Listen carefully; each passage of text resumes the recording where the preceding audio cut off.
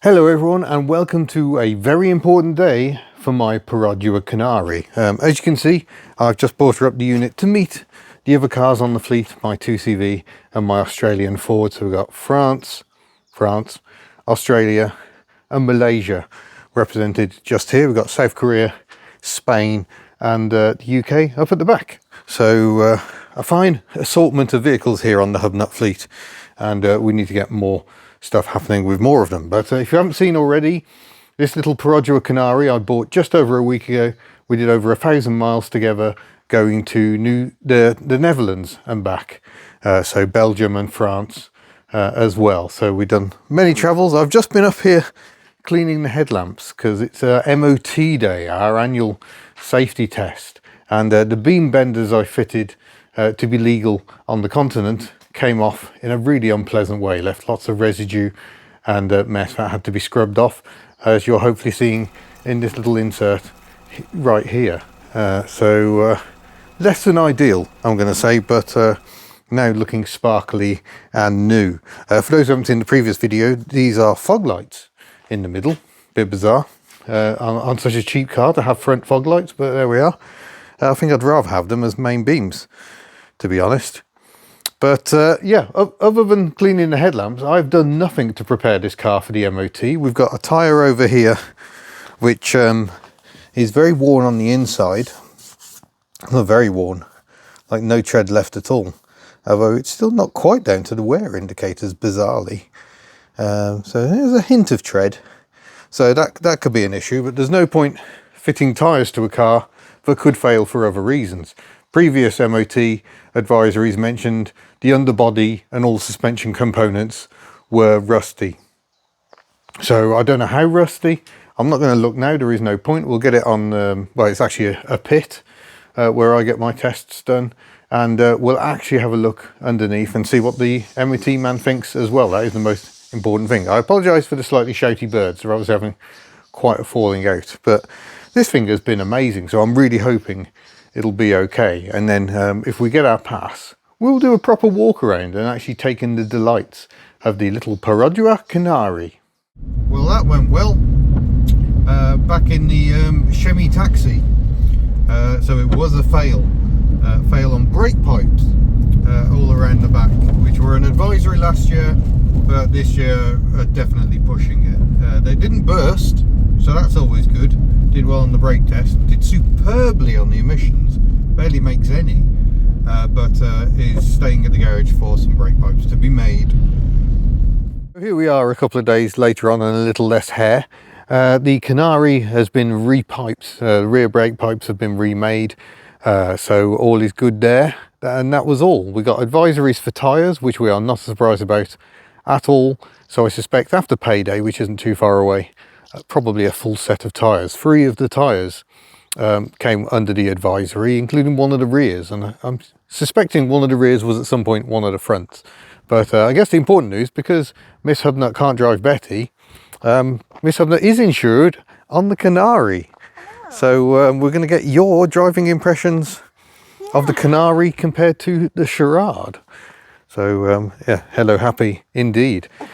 So this should be interesting. So I'm going to follow on, and Miss HubNut will take you through what the Kenari is like to drive. Right then, here we go. Let's give the Kenari a little go. It's oddly familiar, and yet not.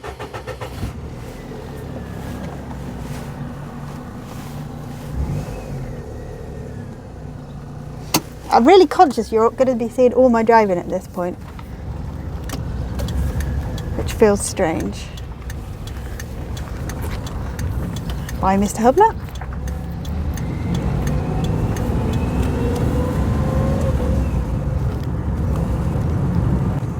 This is quite similar to Chemi. It's a 1 litre. This is the EJDE engine as opposed to the EJVE engine, and it doesn't have variable valve timing, so the gearing's a bit shorter, which actually could be quite good for Little Miss HubNut as a learner. Oh gosh, yes, got to get used to this. Oh god. Finds a way. Aha, there we go. We'll pull in there.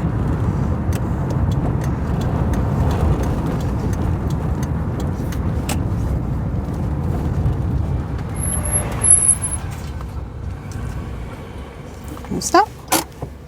We're going to let Mr. HubNut overtake. So, while Mr. HubNut overtakes, he mentioned that the pedals were nice and close, and indeed they are. This is a much better sitting position for me as a person of restricted growth. I can reach the pedals really happily. I can have the seat back a little bit, which is great with the airbags. I know you're all concerned. Here he comes.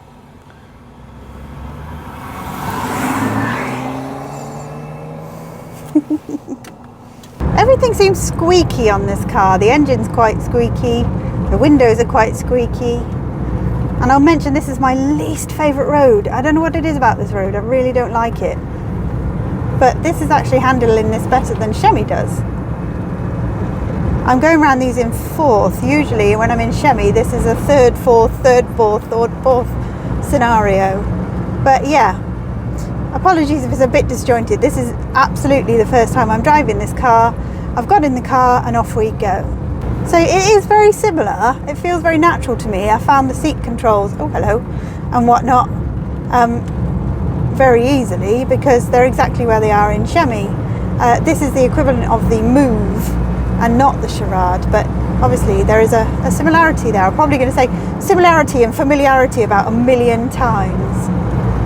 Oh yeah, I'm fair pelting along here. I don't usually do this speed along this road. I've got to say, I don't necessarily love the visibility on this as much as I do on Chemi. Chemi has all-round visibility with very few blind spots. And yeah, this is a glass box, but it's not quite as good as Chemi in that respect. Where are we? We're in fifth. We're in fifth. No, that's weird. Ooh. The gear positioning is a little odd. I have had a couple of stumbles over there. There was once when I thought I'd gone into second and I'd gone into fourth because the second is much further along. Why did I slow so much there? I really didn't need to. Yeah, the second is much further across than you think it is. So getting into my mind that gearbox. The steering, I've got to say, now Chemi, as we know, Chemi's coming off the road for a little bit. Chemi needs a steering rack replacement, but this feels kind of baggy. You have to, oh my, get out the way, bunny. You have to give it a lot of input to get a reaction, I find. Mr. HubNut will probably say he doesn't. It's got that trademark sort of turning circle that the Daihatsu has, very tight and joyful, but not quite as impressive as Chemi. Of course, that's going to be the comparison we're going to draw is between the two, because this is basically a Malaysian Daihatsu. Sorry Perodua fans, sorry Malaysia, but it is. So yeah, that's going to be the comparative that we draw from our own experience. Excuse me for 1 second, this is not a great junction.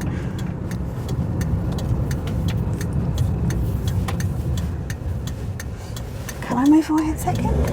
No. And everybody will say, you almost came to a stop then, that should have been first. Yes, it was, I was just testing.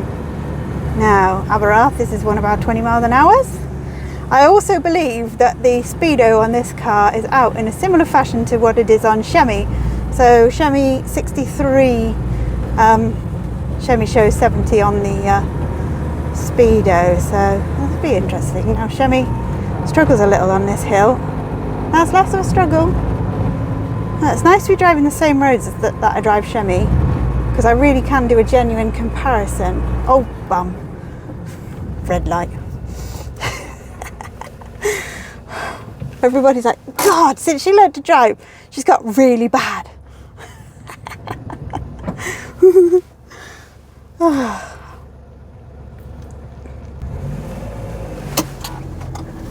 There we go. The pull away in first is actually nicer than it is in Chemi. You really have to be on that clutch control with Chemi. And here you're not so much.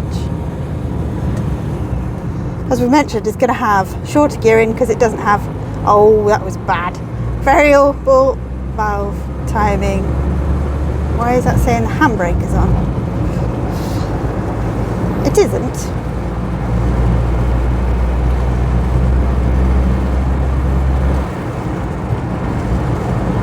She doesn't pick up in the same way that Chemi does. So we're in fifth, we're heading towards 60. and it's a little bit more of a battle than it would be in Chemmy. Okay. Yeah, not as much pep. This might not be a bad thing, as we're teaching Little Miss HubNut to drive at the moment, if she's going to drive this. The Hublets are very, very taken with this car. They both think that it should be kept for all eternity. Whereas the reality for this car is that it is supposed to be a dump it. Copyright Mr. Up and Down Vids. This is Abereiron. Abereiron is a complete hazard. People walk out all over the place. People pull out when it's not their turn. It's a bit of a nightmare. Oh, come on, third. She is struggling a bit in third, and I'm doing just under 20. Let's see if we can get through there. I think we can. Oh, this is the other thing, judging the size of the vehicle. It isn't much different in its footprint to Chemmy, despite the fact it seems more spacious. Oh, hello, Mr. HubNut. And we're off to a lay-by. That sounds dodgy. Now here, heading towards a 40. Again, now this with Chemmy, if I haven't got the momentum going, this is very much third. I can't get fourth until I'm well up top of the hill. Currently in third, there's fourth. Let's see how we go. She's quite happy with that. Okay. Yeah, okay, drop her back down again to third.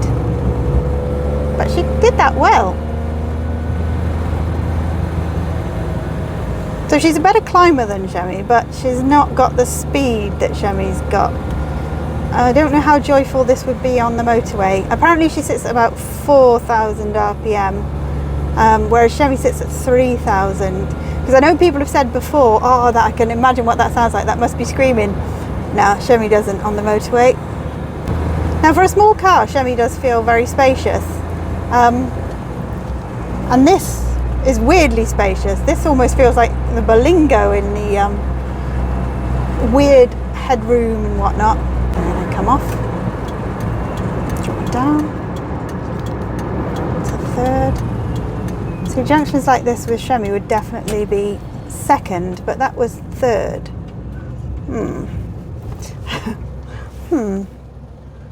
Right, let's see what's going on with this handbrake light.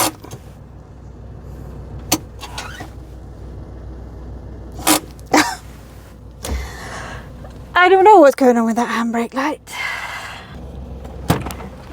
Hello. Hello, all good? Yeah, maybe we want to film a bit more. We've got a warning light. Oh, okay. And it's the handbrake. Yeah, it's because the handbrake's on. Yeah, no. Hang on. Okay, we better check that. It could be brake fluid. Never a dull moment on HubNut. Love cars. We should definitely get more. You just try that again.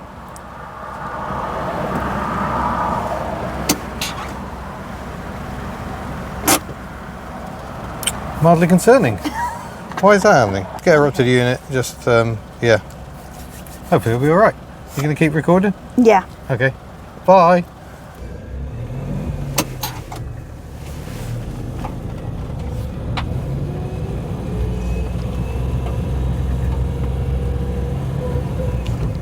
Yeah, she's got a want for second far before Chemmy would want it. But she doesn't squeal for it, which is quite nice. We're going. Chemmy starts to squeal if she wants a gear. Which is quite fun actually. It feels responsive. So this is Mr. HubNut's £100 purchase that he's very, very taken with. And I think he's hoping I'll be taken with it as well. But I think I probably need to test her out on some faster roads before then. Hasn't got the go-kart feel that Chemmy's got. When you go in Chemmy, you really feel like you're driving because she's very much reacting to the road and curves and so on and so forth. This sticks better. What do we got going on here? Yeah, I am finding the gearing a little odd because I'm currently in fourth, doing just over 30. Chevy wouldn't do that, she'd do that in third to the 60 mph area.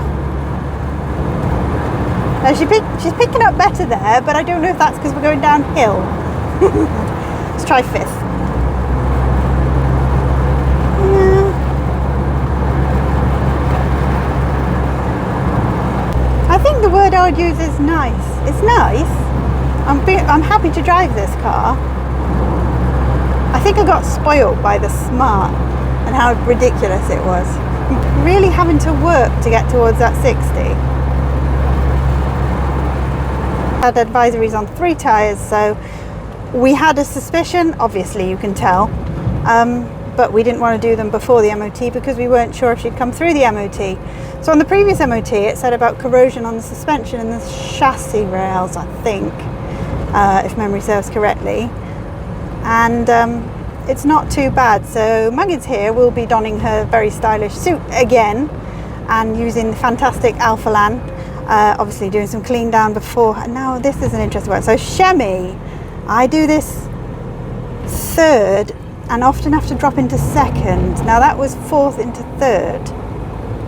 So again, on the hill she's got more pull. That's what was I saying? Oh yes, derusting.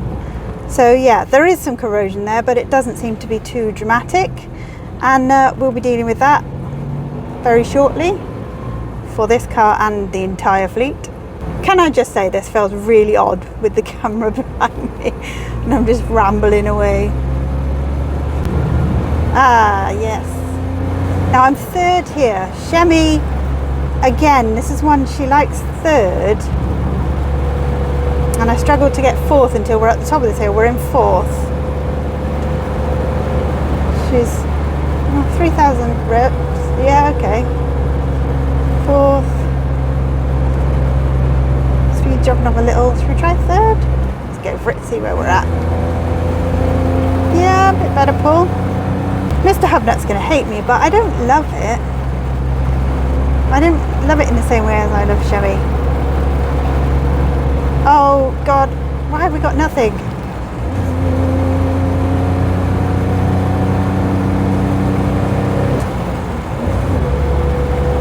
Head her up to the unit and then we can assess what's going on with this handbrake light. I touched the car, it's broken now. Now if I've done my research properly, this is actually quite rare in the world of Kenari because there was only short windows where they did manual because somebody didn't even check if this was an automatic or a manual before leaving. But 2004, 2006 I think was when they did the manuals, and this is a 2004, so he was quite lucky there really. Just gonna keep an observation here. Well, we made it successfully back, and it turned out to be a really simple fix. Small handbrake drama. Yeah, we were thinking, why did the light come on? Did you mention the light? Yes, I did. Yes, yeah, because we stopped and we were still recording.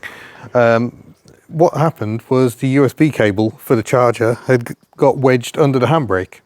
So it could. So when you took the handbrake off, instead of releasing the button, it kept pressure on the switch or however the switch works, and basically the light wasn't going on. So that was a nice simple fix and didn't take very long to diagnose, thankfully. And in other hilarious news, we always thought this was an EJDE engine, which is the same as Miss Daisy. Yeah. But we've just looked at the panel and this says EGVE, which means it's the same as Chevy, which means it should have variable valve timing.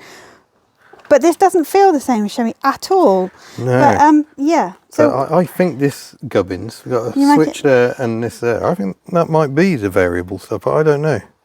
Well, you'll discuss that in a moment. But yeah, the driving of this car.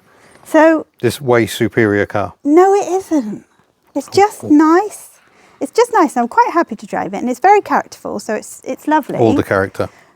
And it's very familiar to me as a Daihatsu driver, even though the window switches are on the door and not in front of you, which is actually better. I will admit that. It is and more easy to reach. And pedal versus pedals is much better for me as a person of restricted growth. It hasn't got as much grunt as Chemi. Chemi's really fun. She feels like a go-kart. This feels dependable. See, I think this goes really nice, and I think it goes a bit better because the gearing is shorter, so it accelerates quick. It feels a bit sparkier, and you're not having to downshift quite so much. No, I don't think I don't think that makes it sparkier. I think if you're playing with the gears, We're going to have a fight about this. it makes things a little more exciting because Well, there Chemi, is I that. do a lot of changing up and down. Well, you have to in Chems. Yeah, but this will sit happily. I mean, it was going up hills in fourth, which Chemi doesn't really do.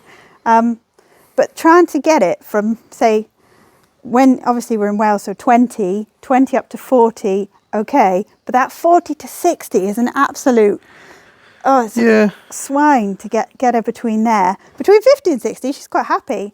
But I'm really sad to say it is just nice. Well, I like it. And using Opinions may be divided. Mr. Up and Down Vid's copyright phrase, for me, this is a dump it. Oh. I'm sorry. Whereas I'm thinking we Canary. need to spend some money on this car. I'm sorry. What? Yeah. We've got to fix mine first. Yeah, we need tyres. So Yes, that's we waiting do for have to payday. do We're going that. to sort the tyres out. Needs a service, which we're hoping to do today. Although we've got to get a fuel filter for Chemi. Yeah, and also we're noticing, obviously, we've discovered we have a stock of parts. Is that a genuine Perodua filter? Yeah, it is a genuine filter. Oh, that means that probably hasn't been changed for a very long time. But that is thin and long, and Chemi's is short and squat. Well, so we shall do some number crunching. We'll give it a go. And have a that'll all be in a future video. And the much promised walk around. We haven't really had a detailed look around the car, but we want to clean up the interior a bit before that, I think. And, I might do a quick short one as we're here today. Okay, well, you do that. It might be on our short formats on Instagram, TikTok, YouTube Shorts, Facebook, Twitter, and occasionally when we remember threads. Oh, and guess what? Does anyone use it? We've got to do rust removal and protection. Yeah, we have. The usual problem, bit of foam, traps water against the slam panel. Wonderful Yeah. design. May It's work not well in Malaysia, as bad as Chemi's, not so I've well got to here. say. Yeah. So there we go. That was Miss HubNut's thoughts on the Perodua. It's back on the road. We're very, very happy about that because it drinks much less fuel than the Aussie Beast. And we've got lots of work to do, so we're going to get the oil changed at the very least, do more of a service, and just How has enjoy this it. Chemi tinkering become Canary tinkering? Well, you can work on Chems, and I'll work on this. Sounds good? Yeah? Yeah. We don't have a Yeah. fuel filter. We don't have a fuel filter, I never pulls that up. Anyway, see you soon. Bye. Dump Hello, it. happy or Perodua. Dump it. We're out in the Canary again. I'm not driving. Little Miss HubNut is driving. How are you finding the gear change? Annoying. It is annoying. It's a bit... you can wobble the gear around like it's in neutral when it's in gear, and finding first gear is proving a little problem. I think you've done very well today, so well done. First lesson in the Canary. You're not going to see this bit because this leads to our secret lair.